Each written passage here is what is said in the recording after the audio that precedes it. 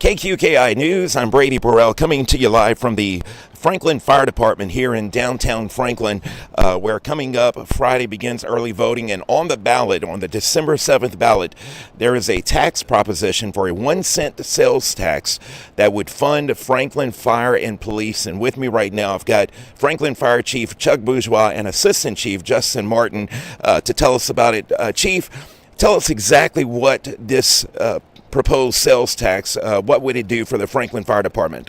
The sales tax would help us to be able to purchase the much needed equipment for our firefighters. It costs in the neighborhood of $22,000 to $23,000 to outfit one firefighter with the proper gear that they need. The other thing would to be replace trucks that we have. We got some trucks that's 25 years older. We've got two of them that's like 25 years older, and they need to be replaced now, and we don't have the funds to do it. The other thing is training, and the other thing is basically in the future we create a fund to keep the truck replacement plan going.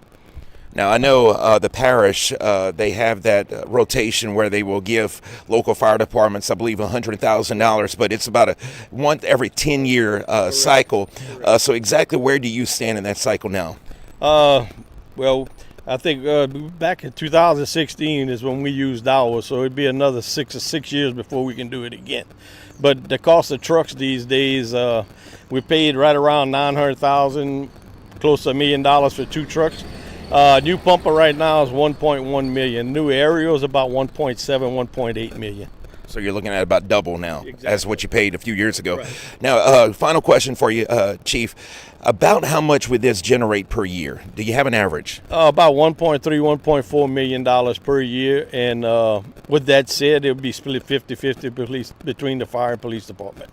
Assistant Chief Martin, tell us, you're in the thick of things every day. You see this equipment, you deal with it, you work with your fire personnel. How would this affect your personnel? It'd be a great benefit to us. As you can see behind us are our two newer trucks, and just keeping the two newer trucks on the road is expensive, much less three trucks that are pushing 30 years old. You heard Chief reference 25 years. NFPA recommends we retire trucks after 25 years, and it's getting to the point with ours of where do you find the parts for these trucks, and the parts are doubling in price every day. Now, you were telling us before we came on the air regarding the age of your fire departments and how they either need a new one or maybe renovated. Yeah, like the station directly behind us was built in 1957, and it was not built or planned for fire trucks of 2024. We're very limited in the size of trucks we can get because of the amount of trucks we have to have and how we have to house them.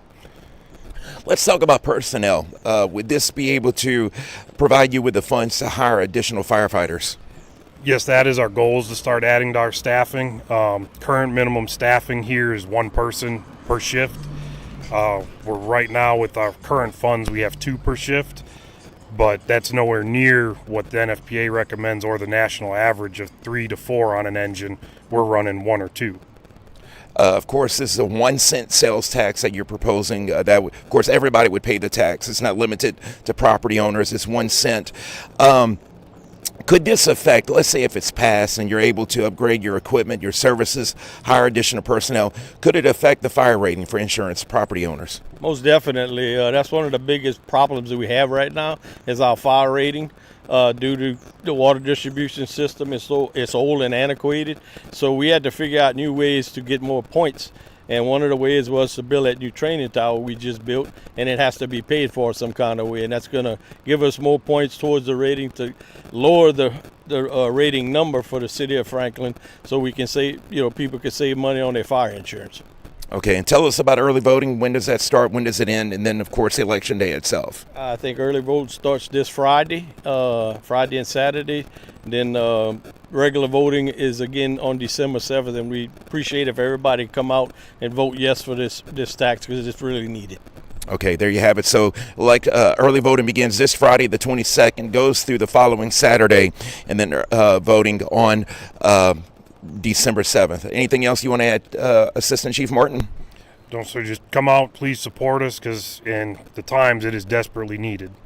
All right. I'm Brady Burrell coming to you live from downtown Franklin.